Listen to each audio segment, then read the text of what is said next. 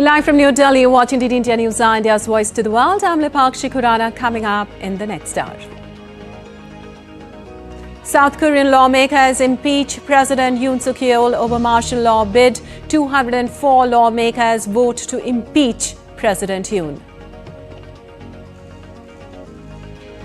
Prime Minister Narendra Modi to respond to debate on 75th anniversary of India's constitution in the Lok Sabha today. And Georgia ruling party set to install a loyalist president amid constitutional crisis.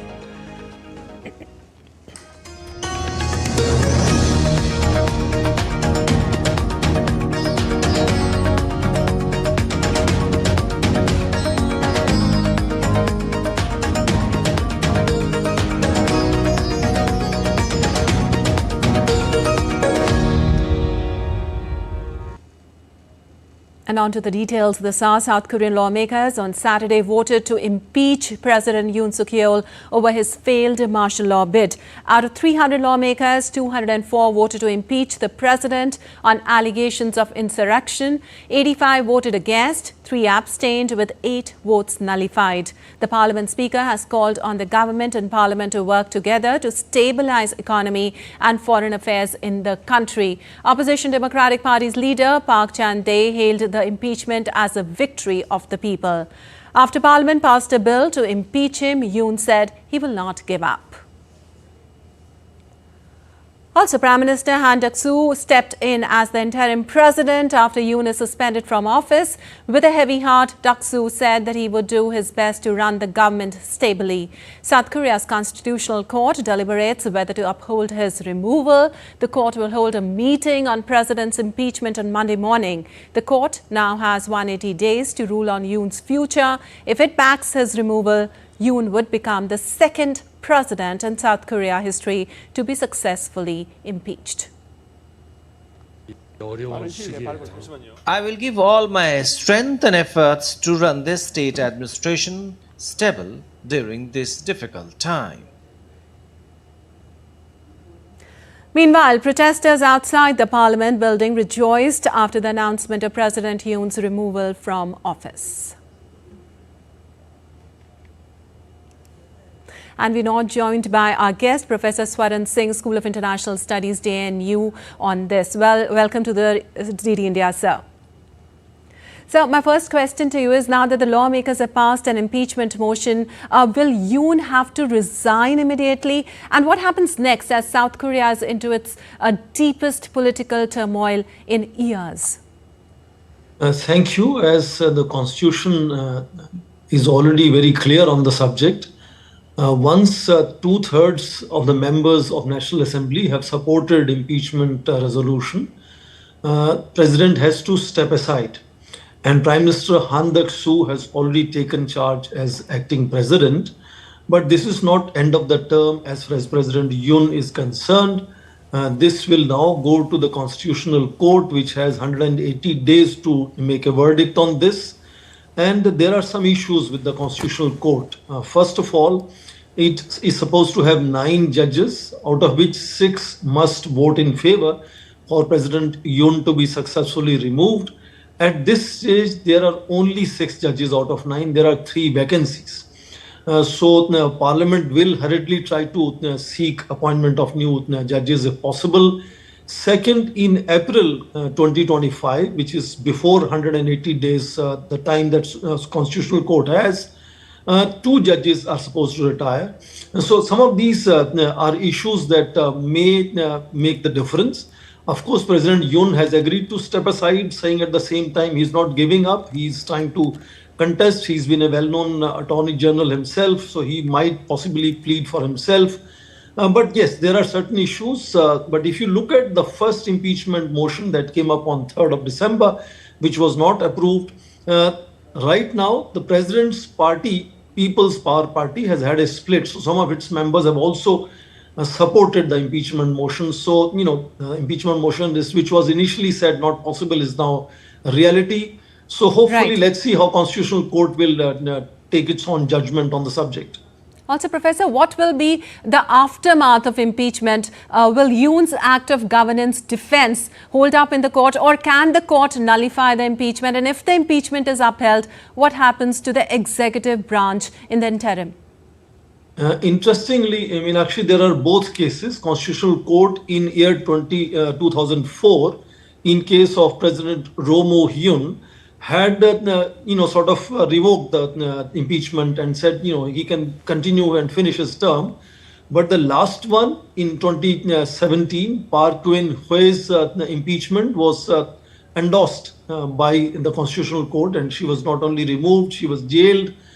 So in that sense, there are both examples that we have.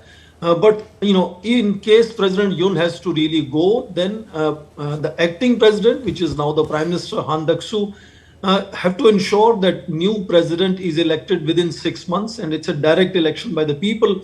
So in that case, that is the alternative outcome in case President Yoon has to go. In case Constitutional Court is not able to come up with a verdict, there is no clarity on that subject. They have to come up with a verdict.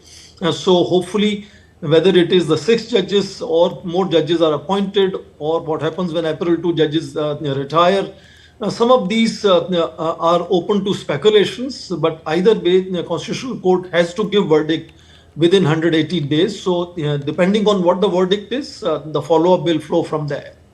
All right. Also, Professor, Yoon is expected to form a team of legal representatives to defend himself, while the Parliament will also forge its prosecutor team. Can we expect anything on that front?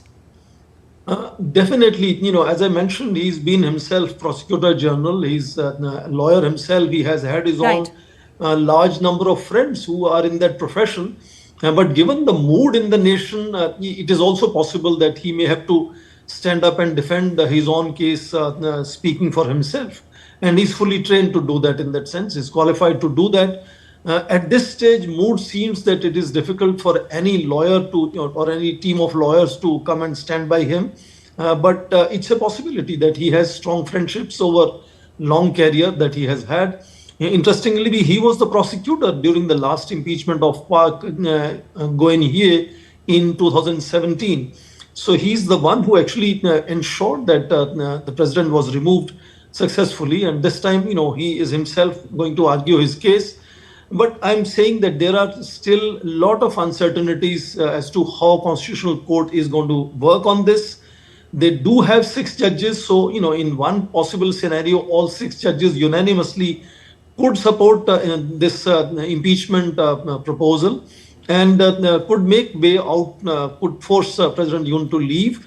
But there are, of course, issues. There are, for example, in 2017, 2 of the judges appointed by President Park Geun-hye themselves had supported the presidential impeachment, though they were appointed by the same president at that time. So, judges have not really followed a strong ideological orientation. They have looked at the constitutional provisions very strictly and taken their verdict on that basis. So it's a possibility that all 6 judges could unanimously before April, before 2 judges retire, could give a verdict, or the 3 new judges could be appointed within that time. But of course, that involves acting president also approving the nominations that come from the parliament. Right now, parliament stands united, apparently. So if they want to propose 3 new names, they will be, perhaps able to send it to the acting president and get it approved. And Constitutional Court may have 9 judges. So there are multiple possibilities at this stage. It's not an easy outcome that we are all looking at, that soon President Yoon will be asked to leave. I think there could be still many hiccups on the way. All right, Professor, however, you've been speaking about the acting president. However, Prime Minister Han Duck-soo is also under investigation due to his attendance at the cabinet meeting held just minutes before Yoon declared the martial law. He's set to appear for questioning as part of the ongoing investigation into Yoon's treason charges. What about that? I think that is part of the larger chaos that we have seen right now. Right. The defense minister is in detention. A large number of other senior leaders are under investigations. In fact, I believe since 2022 May, when President Yoon took over, there have been 22 cases of impeachments on various officials. So it's been really a turmoil-ridden period in that case of each side trying to do as much damage to the other side as possible in that sense. But constitutional provisions at this stage are clearly that Prime Minister Han Duck-soo is going to become the acting president and will fulfill all the duties of a president. Like I mentioned, approving nominations for the next 3 judges for the Constitutional Court is one possibility. At this stage, all executive powers of President Yoon are put aside. He is no longer executive functioning president, but he can, of course, defend himself. And only now, this case of treason is the one which is going to be investigated by Constitutional Court. That means all other investigations against President Yoon now kind of stay in deep freezer. They are not to be activated at this stage. Apparently, I think there are fairly chaotic reality at this stage as to what is likely to happen. Only thing is that now National Assembly has approved this impeachment proposal, and it is now going to the Constitutional Court, which we know have no more time than 180 days to take a call and take a verdict, make a verdict on the subject. All right. Amid all this political crisis, Professor, and the ensuing uncertainty that has shaken the financial markets and threatened to undermine South Korea's reputation as a stable democratic success story, what impact the crisis can have on the economy if we talk about that front? I think these are very two important points to ponder. From 1988, over years, South Korea had come to be a model of democracy for Asian countries. And that has received a big hit in last 2.5 years in that sense. So the credentials of South Korea as a democratic model stand really under cloud now. Of course, it also is going to has already had impact on their economic growth rates. The credibility, we also know that other than Taiwan, South Korea is a powerhouse in manufacturing of chips, semiconductor chips, which influence all other manufacturing around the world in that sense. So those countries which are partnering with South Korea will have their own impact. India, for example, has about $28 billion of trade with South Korea. South Korea is a major presence in Indian consumer industry, consumer products in India. A lot of investments come from various companies from South Korea. So all the partners are really very, very careful to watch as to how this political turmoil can come to a kind of quick fruition, can stabilize again as soon as possible. South Koreans and United States have also enormous worry about as to how North Korea is going to look at this. Maybe it looks like an opportunity for them to further contribute to destabilization.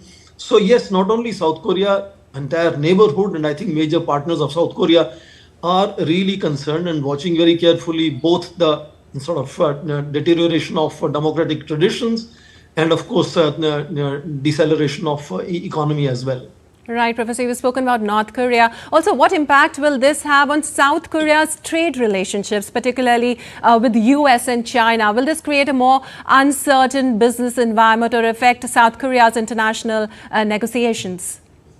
Apparently, the way we understand, President Yoon had come to power in May of 2022 and was seen clearly as pro-United States leader, who apparently is perhaps on his way out. And the Democratic Party, which has majority in National Assembly, and the Prime Minister leader of that party is Han Duck-soo, is sometime projected to be pro-China in that sense. So, those could be how relationships with major two countries, China and United States, could be perhaps visualized. But I understand that United States has larger concerns, not just in terms of its economic relationship, but also what it means for President Trump coming to office. And President Trump had a certain way of dealing with North Korea that has an impact on South Korea. So in that sense, perhaps those factors have also weighed in as to whether coming of President Trump will mean softening of approach of United States towards North Korea. Last time we remember President Trump had back-to-back 3 summit meetings with North Korean leader Kim Jong-un. And there was talk about the United States downsizing, even removing its armed forces from South Korea. So I think those could have also been concerns, further pushing anxiety in the political turmoil in South Korea. China has been at a certain distance for last few years, as I said, because of pro-United States, President Yoon being in command, could be looking at this again as an opportunity to cultivate relationship with the new leadership, and there could be a mood swing where Democratic Party will be the party electing the new president. It's a possibility because national mood is very much right now. The popularity ratings, I understand, have fallen as low as 11% for President Yoon. So that national mood and elections within the next 6 months could mean that Democratic Party could have their president as well and majority in National Assembly. So that could tilt South Korean politics maybe slightly in favor of Beijing in that sense. All right, lots remains to be seen as to how the whole thing shapes up. Thank you so much, Professor, for joining us and giving us all those details. And still to come in DD India NewsHour. The fall of President Assad in Syria has sparked waves of celebration, marking a major shift. India safely evacuates 77 Indians from Syria conflict zone as they arrive in Delhi this morning. And we'll give you all the update on the Russia-Ukraine crisis.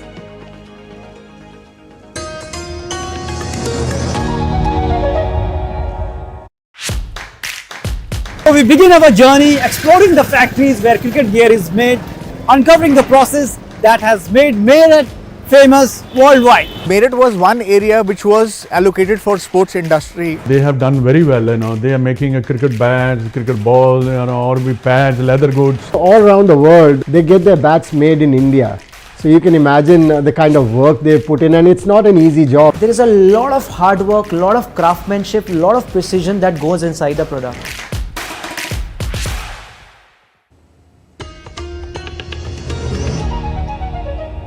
Welcome back. You're watching DD India NewsHour. Lepakshi Khurana, and moving on, India's lower house of parliament, that is the Lok Sabha, resumed a special discussion on Saturday on the glorious journey of 75 years of the Constitution of India.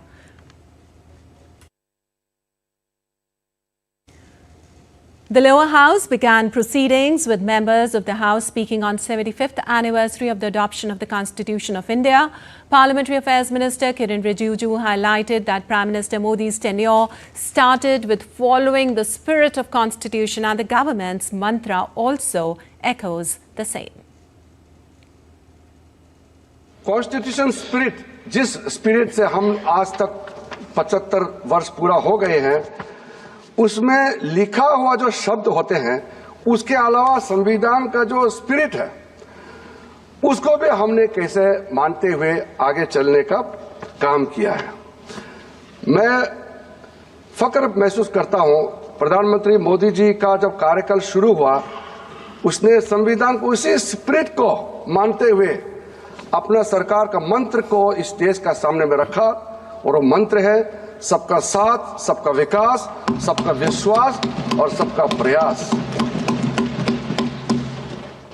Well, the minister also said the work done by the Minority Commission of India, stating that it is only India that has such a commission, unlike any other country. Prime Minister Narendra Modi is scheduled to respond to the debate later in the day today. जो minority commission यहाँ बनाया गया है, उसका नाम है national commission of minorities act. मैंने check किया है, किसी दूसरे राष्ट्र में ऐसा कमीशन अलग से नहीं बनाया गया है. हमारे देश में जितना माइनॉरिटी कम्युनिटीज है, चाहे वो मुस्लिम हो, सिख हो, ईसाई हो, बौद्ध हो, पारसी हो, जैन हो, सबके लिए लीगल प्रोटेक्शन ही नहीं, उसके लिए एफर्मेटिव एक्शंस का जो प्रावधान है, वो भी दूसरे देशों का तुलना में कई अधिक प्रावधान हमारे देश में रखा गया है. Well, during discussion on 75th anniversary of adoption of the Constitution of India, Lok Sabha Leader of Opposition Rahul Gandhi called the Constitution the longest written constitution in the world. People call the Constitution the longest written constitution in the world. But the Constitution contains a set of ideas from one philosophy of our nation, one central philosophical set of ideas of our nation. Also, the Rajya Sabha is scheduled to take up the special discussion on the Constitution on Monday and Tuesday. Prime Minister Modi is expected to respond to the debate on Tuesday in the upper house.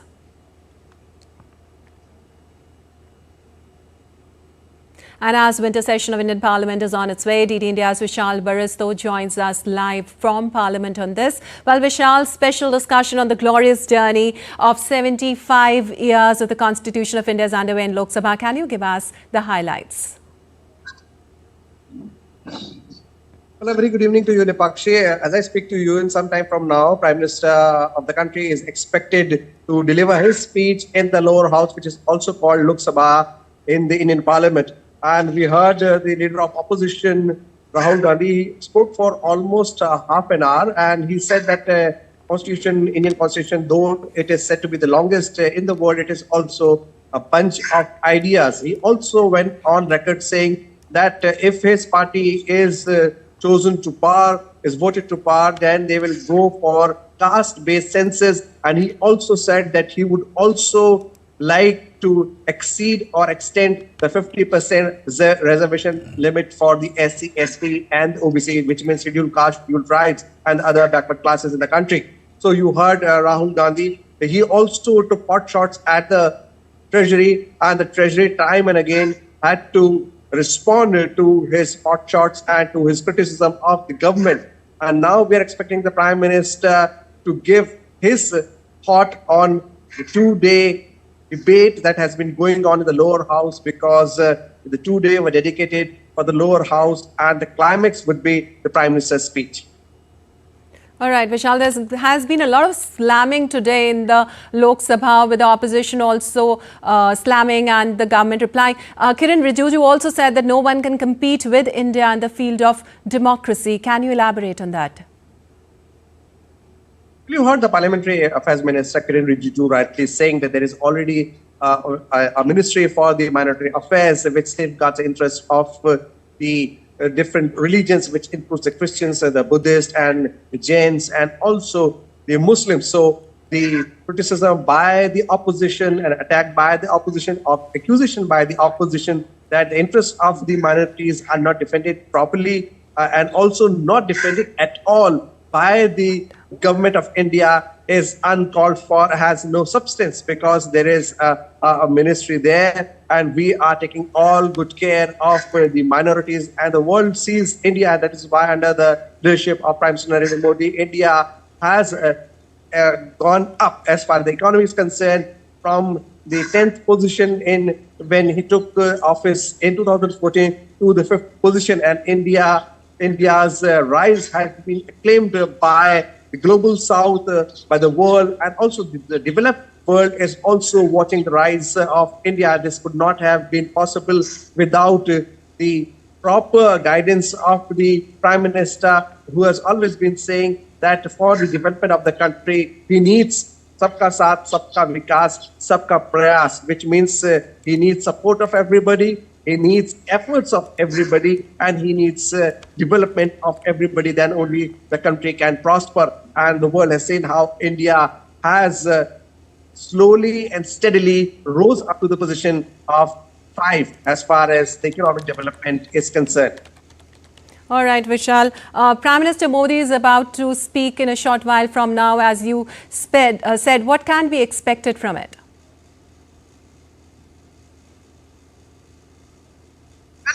For the last 2 days, we have been hearing speeches of both the Treasury and also the opposition, and the debate for accusations and counter accusations have been going on, and we're expecting the Prime Minister to lay out a broad spectrum of what the government thinks about the administration of the country, and in what way the Prime Minister and his government have been running the country, and in what way the government has been safeguarding the interests of the marginal classes, marginalized classes, like the scheduled tribe, scheduled caste, other backward classes, and also the minorities. And we are expecting the Prime Minister to deliver the speech in his own way, because he is known for, capturing the attention of the audience. And so we are expecting a lot of humor, a lot of satire in his speech when he attacks the opposition, but with a smile. All right, Vishal, thank you so much for all those details from the Parliament. And shifting focus, in Syria, the fall of President Bashar al-Assad has sparked waves of celebration and major diplomatic efforts to shape the country's future. The focus now shifts to Jordan, where high-level talks will determine the next steps for Syria. Here's the latest.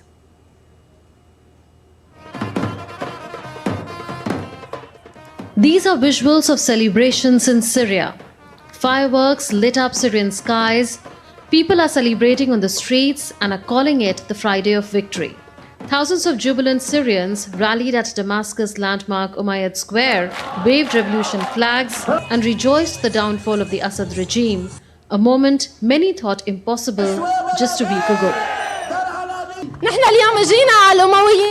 We came here today to Umayyad Square because we missed our fellow Syrian citizens. We have missed each other. We have been split up for over 40 years. Today we came to see each other and celebrate because the one who separated us is gone. I came here to share in the joy of the people. You can see the joy in their eyes. Children, adults, and the elderly, everyone. There are no words to express the joy of all these people. Rebel forces have liberated over 4,000 detainees from the notorious Sadnaya prison, infamous for its brutal treatment of prisoners. Families have flooded prisons and morgues, searching for long-lost loved ones. Jordan is hosting a critical meeting, bringing together diplomats from the US, EU, Turkey, and Arab nations. US Secretary of State Antony Blinken is among the key figures discussing Syria's political transition following Assad's fall. Our determination to work together to support a Syrian-led transition where the United Nations plays a critical role, particularly when it comes to the provision of assistance, to the protection of minorities, to all the work that needs to happen going forward. So I look forward to this opportunity to compare notes with the envoy and to, again, think through how we can support the Syrian people in this time of both opportunity, but also a real challenge. The fall of Assad has triggered significant regional shifts. Turkey is reopening its embassy in Damascus after a decade-long closure, marking a major diplomatic shift.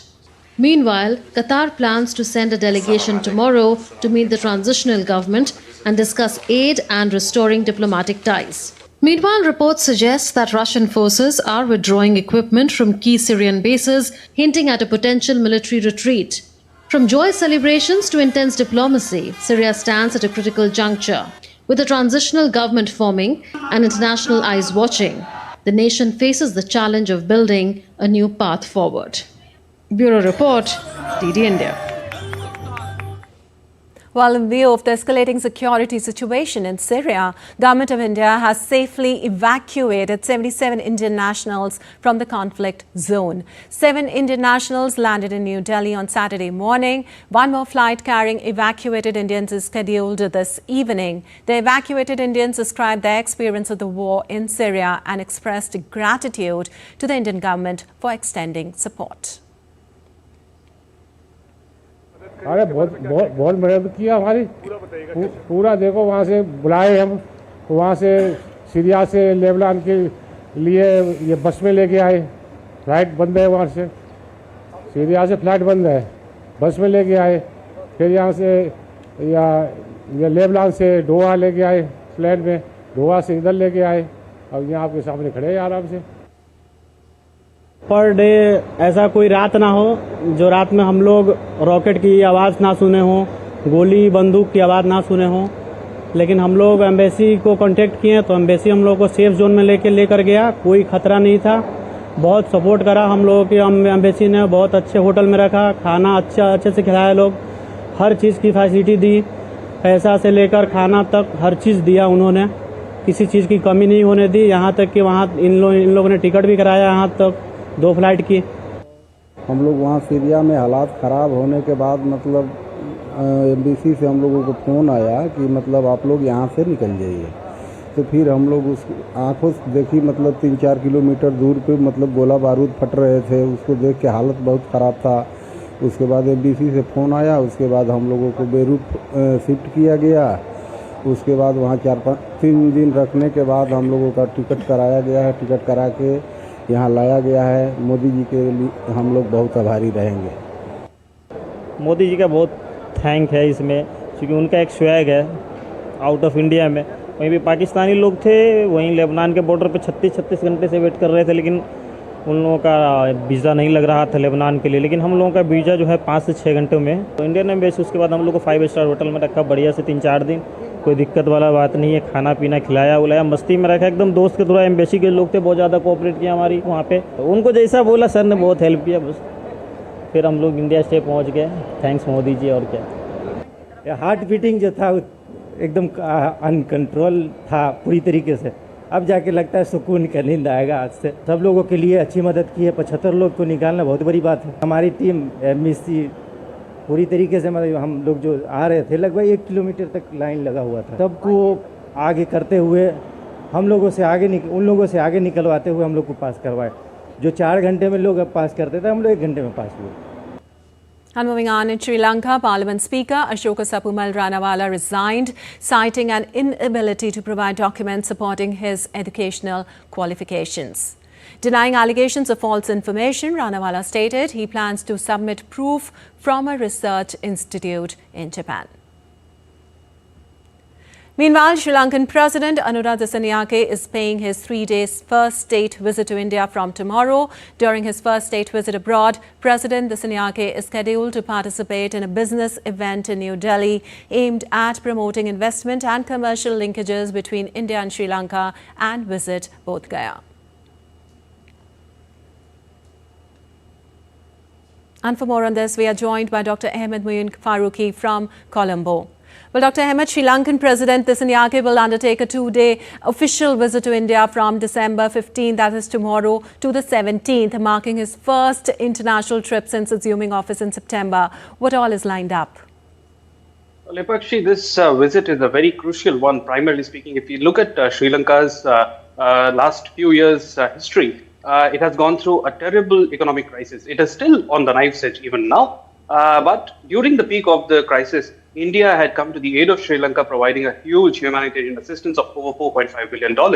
And it also was the first creditor nation to come forward in giving the financing assurances to IMF for securing an IMF bailout package. Apart from this, India, along with the nations from the Paris Club, was among the official creditor committee, which helped in restructuring of the debt which Sri Lanka owes to the creditors. Now, this visit is something which will build up on all these developments, because going forward, India-Sri Lanka bilateral relations are expected to be on the same trajectory which they have been over the last 10 years under the neighborhood first policy of the Prime Minister Narendra Modi. President Anura Dissanayake will meet Prime Minister Narendra Modi, as well as will also call on Rashtrapati Draupadi Murmu.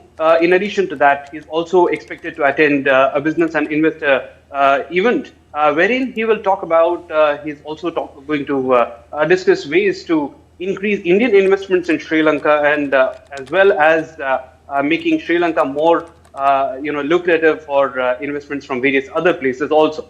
In addition to this, there is a possibility that tomorrow during the meetings with the leadership, President Dissanayake might discuss ongoing development projects which India is executing in Sri Lanka, as well as the future projects which India would be planning.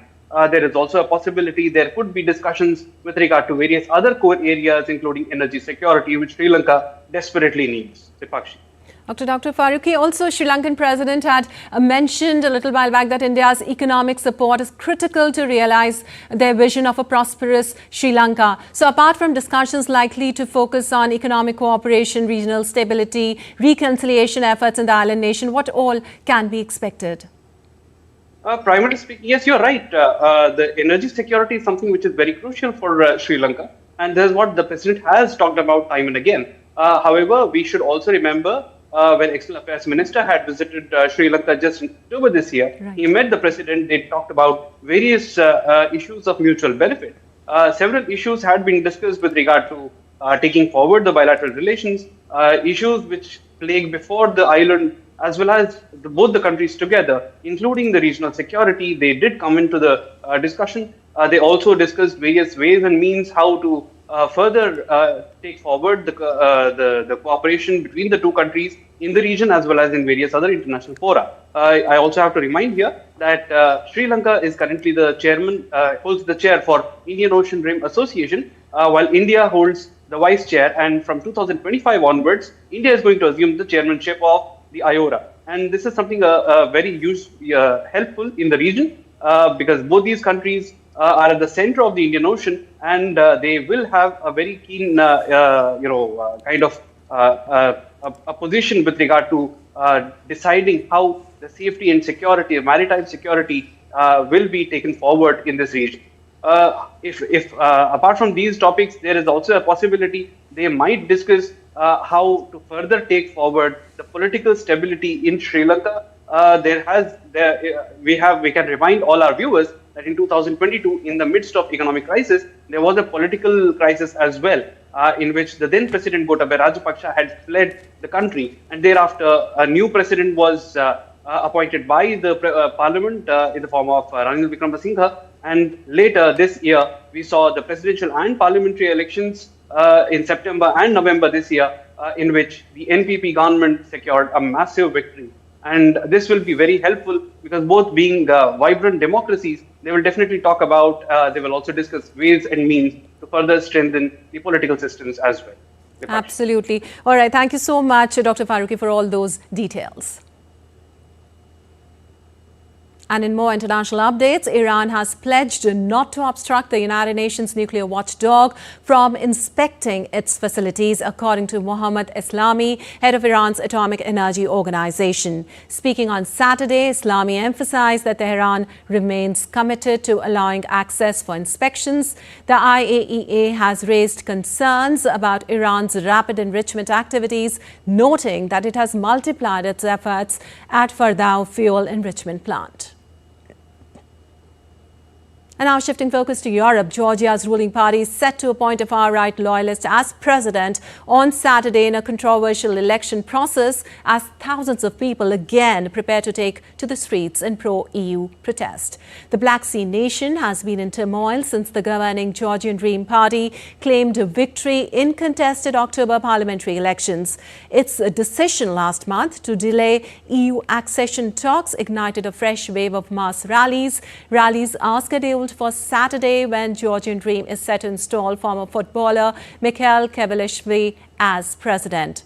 Thousands of pro-EU demonstrators filled the streets of the capital Tbilisi on Friday, rallying in a dozen different locations before gathering outside the parliament. The opposition has said it will boycott Saturday's indirect vote in parliament, insisting Salom Zurabishvili remains the country's sole legitimate leader. I think that this election in October were rigged, so any actions that will be taken after these rigged elections cannot be legal. So we don't even think about the outcome of these fake elections that they have tomorrow, because it doesn't matter, it doesn't make any sense. There is only one party in the parliament who is making this decision. There will be no opposition, so there is no Georgian people's voice participating in this election. And moving on, Ukrainian drones struck an infrastructure facility storing fuel in central Russia's Ural region, sparking a fire and smashing windows in homes on Saturday. Orlov regional governor said 11 drones had been shot down over the region, adding a mass strike on an infrastructure site caused fuel to catch fire. Fragments from downed drones smashed windows in homes. Meanwhile, drone attacks were also reported in other Russian regions. The governor of Krasnodar region said air defenses had destroyed Ukrainian drones in several areas of the region south and east of Ukraine. Ukraine's air defenses shot down 58 of 132 Russian drones launched in an overnight attack. According to Ukrainian Air Force, 72 Russian drones were lost due to the use of electronic warfare interference tactics. There were no immediate reports of the major damage.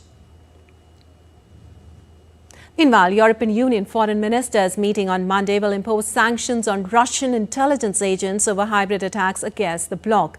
The EU and NATO have accused Moscow of being behind a spate of incidents aimed at destabilizing the West, as the two sides are at loggerheads over the Kremlin's war in Ukraine.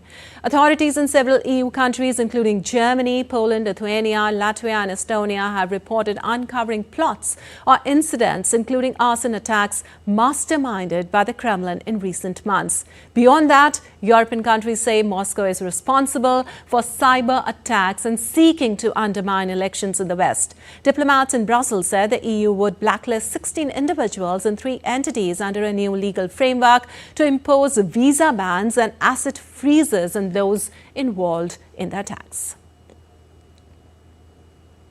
A new French Prime Minister, Francois Bayrou, said that he faced a big challenge to tackle France's deficit, with opponents' lukewarm reactions to his appointment underlying the difficulty of the job he faces. Bayrou was named Prime Minister of 2024, and his immediate priority will be passing a special law to roll over the 2024 budget, with a nastier battle over the 2025 legislation looming early next year.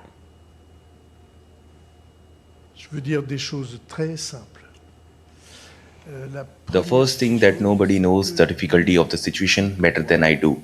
I believe that this question of deficit and debt is a question which poses a moral problem. Not just a financial one, but a moral one. Because getting rid of burdens by passing them on to your children in countries like ours, with all mountain villages and rooted communities, it's very badly seen.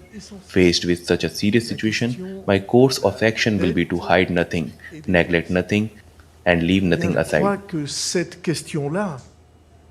Well, ratings agency Moody's downgraded France's credit rating to Aa3 with a stable outlook following months of political crisis and the appointment of centrist Francois Bayrou as Prime Minister. Moody's cited France's political fragmentation in its decision, which comes after Parliament ousted Michel Barnier's government in a historic no-confidence vote following a standoff over an austerity budget. Bayrou's appointment makes him France's 4th Prime Minister this year, with Barnier being booked out after just 3 months in office. The newly appointed Premier faces the immediate challenge of forming a cabinet that can survive a no-confidence vote in a divided parliament and thrashing out a 2025 budget in a bid to limit economic turmoil. Moody's further said that in a highly politically fragmented environment, there is now very low probability that the next government will sustainably reduce size of fiscal deficits beyond next year. Well, moving on, the UK, Italy and Japan launched a joint venture to develop a supersonic next-generation fighter jet by 2035, replacing the Eurofighter Typhoon.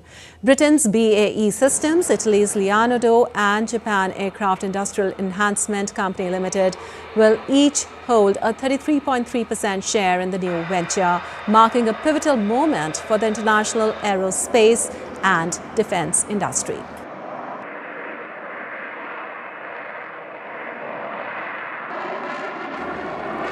Well, according to Chief Executive of Britain's BAE Systems, Charles Woodburn, the venture will bring together the significant strengths and expertise of the companies involved to create an innovative organization that will lead the way in developing a next-generation combat air system.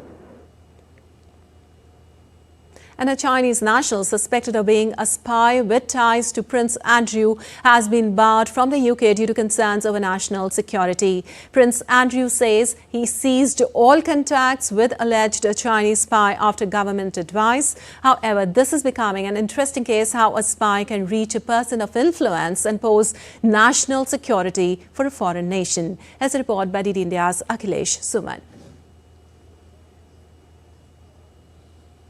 A Chinese businessman described as H6 did do in UK. Using his spying skills, he managed to be a close confidant of the Duke of York, Prince Andrew, a prominent member of the royal family of Britain. The Chinese national, believed to be working for the United Front Work Department of the Chinese Communist Party, was seen as capable of creating relationships between Chinese officials and prominent figures in the UK for political interference purposes. Suella Breverman, UK Home Secretary during her tenure in 2023 banned the Chinese spy from entering the UK on national security grounds. The man known as H6 brought a case to the Special Immigration Appeals Commission to get the ban revoked. But he lost the case and the commission upheld the ban. Accepting argument by the Home Secretary in July 2023, officials claimed H6 had been in a position to generate relationships between prominent UK figures and senior Chinese officials that could be leveraged for political interference purposes. The Chinese spy was also invited to Prince's birthday party. Government officials were worried about potential misuse of influence as the prince was reportedly under significant pressure at the time. They also said that H6 had downplayed his relationship with the Chinese state, which combined with his relationship with Andrew represented a threat to national security. Prince Andrew, also known as the Duke of York, acknowledged the government's advice and cut off contact with the Chinese national once concerns were raised. His office stated that all interactions with the individual were through official channels and nothing sensitive was discussed. Akhilesh Suman's report for DD India. And still to come in DD India NewsHour. We'll show you the grand passing out parade at Indian Military Academy in Dehradun. And North India is experiencing an early cold wave with colder nights.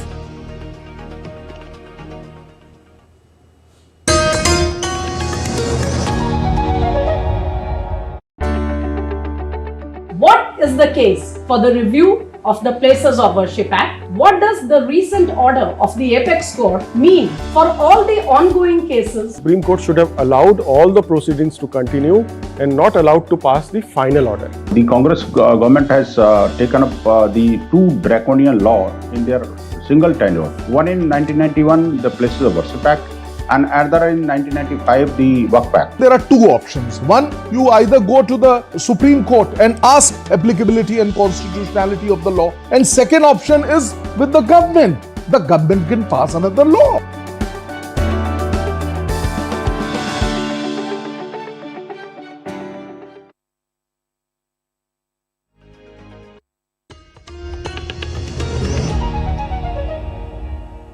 Welcome back. You're watching DD India NewsHour. I'm Lipakshi Khurana. And moving on, a US appeals court on Friday rejected an emergency bid by TikTok to temporarily block a law that would require its Chinese parent company ByteDance to divest the short video app by January 19th or face a ban. Now the company plans to take its case to the Supreme Court. TikTok must now move quickly with a request to the Supreme Court to block or overturn a law that would require its Chinese parent, ByteDance, to divest of the short video app by January 19. This was evident after an appeals court on Friday rejected a bid for more time. TikTok and ByteDance on Monday had filed the emergency motion with the US Court of Appeals for the District of Columbia, asking for more time to make their case to the US Supreme Court. The companies had warned that without court action, the law will shut down TikTok for its more than 170 million domestic monthly users. But the court rejected the bid. The company now plans to take its case to the Supreme Court. Under the law, TikTok will be banned unless ByteDance divests it by January 19th. The US Justice Department argues that continued Chinese control of the application poses a continuing threat to the national security.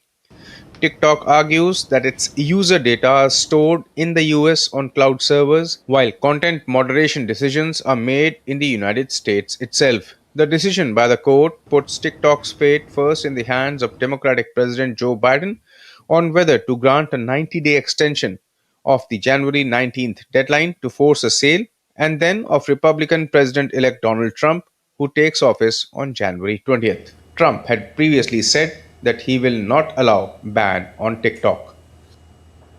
And now let's take a look at other stories making news around the world. Kayaks decked with Christmas lights lit up central Copenhagen ahead of St. Lucia parade. Some paddlers wore a traditional Lucia crown or fake candles on their heads. Organizers said that around 400 kayaks will be part of this year's parade. The procession of lights at one of the darkest times of the year in Scandinavia, originated in Sweden, was later adapted by their neighbors in Denmark.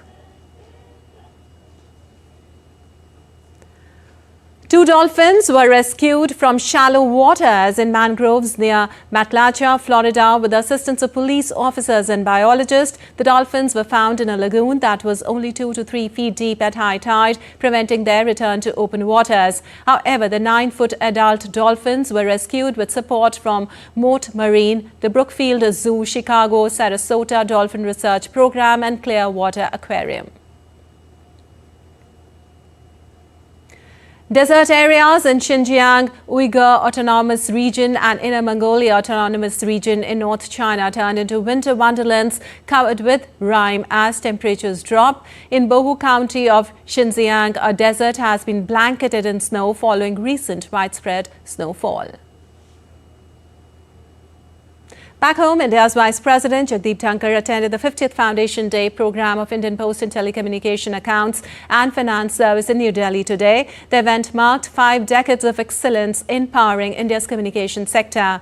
The Vice President was also accompanied by Union Minister Jyotiraditya Scindia. Speaking at the event, Jagdeep Dhankhar highlighted the need of transformation of service delivery from traditional methods to cutting-edge solutions.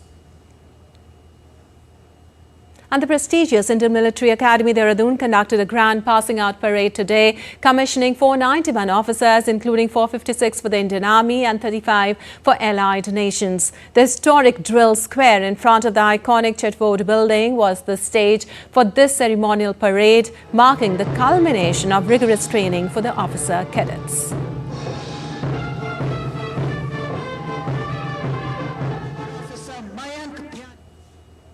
And the Indian Air Force Academy, Dandigal, Hyderabad, hosted the prestigious combined graduation parade today. The ceremony marked the culmination of rigorous pre-commissioning training for 204 flight cadets comprising 178 men and 26 women, who was conferred the President's Commission by Air Chief Marshal A.P. Singh, Chief of the Air Staff. The parade featured an impressive flypast by 4 types of trainer aircraft: Pilatus PC-7, Mk-2, Hawk, Kiran and Chetak. The grand finale showcased a captivating aerial display by a PC-7, Mk-2, Su-30, Mk-1 fighter aircraft and synchronized aerobatics by the Sarang helicopter display team and the Surya Kiran aerobatic team. And now let's tell you about how the cold wave is gripping most parts of India, especially North India. The Met Office has predicted the cold wave to continue in northwest and central India for the next 2 to 3 days. According to the Weather Office, cold wave conditions will continue in northern Union territories of Jammu and Kashmir and Ladakh and North Indian states of Punjab, Haryana, Uttar Pradesh, Rajasthan and central Indian states of Madhya Pradesh and some parts of Chhattisgarh for the next 2 days. Similar conditions will continue in Gangetic West Bengal, Bihar and Jharkhand of eastern India till tomorrow. Meteorological Department scientist Dr. Soma Sen Roy said that the temperature has suddenly dropped due to the western disturbances. And now let's take a look at other stories making news today. While heavy rains across southern state of Tamil Nadu, which began since Wednesday night, has led to widespread disruptions, while the Indian Meteorological Department had issued red and orange alerts for several districts, the rainfall intensity remained moderate, causing significant waterlogging in many areas.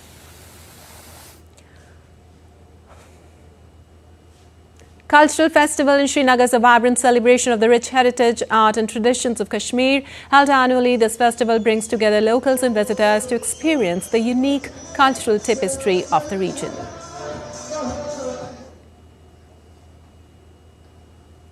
On the occasion of Kartigai Deepam, a significant festival in Tamil Nadu, the Meenakshi Amman temple in Madurai was beautifully illuminated with thousands of earthen lamps. Becomes a dazzling sight during this time. Devotees from all over the region gathered at the temple to offer prayers and participate in the festivities.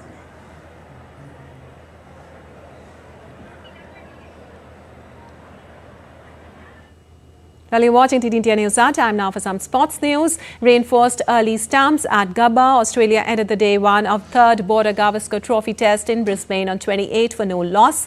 Earlier, India won the toss and opted to field. Australian Open's Usman Khwaja and Nathan McSweeney negotiated the new ball well until the play was called off. It could be a series-deciding game as both the teams are levelled at 1-1, with Australia making a remarkable comeback through the pink ball test that took place in Adelaide. India started the series with a dominating 295-run victory, but the host bounced back with a stunning 10-wicket win. And runners from around the world gathered in Antarctica's Yoon Glacier to take part in the Antarctic Ice Marathon, which is the southernmost athletic event on the Earth. Yoon Glacier camp set up there is about 966 kilometers from the South Pole, but is occupied from November to January, with the southern hemisphere in its warmer months. Competitors ran laps around the camp to complete the 42.1-kilometer distance, with a picturesque Ellsworth Mountains in the distance. Italian Andrea Bononomi raced to the men's win, while American Liesl Mulhauser took the women's crown.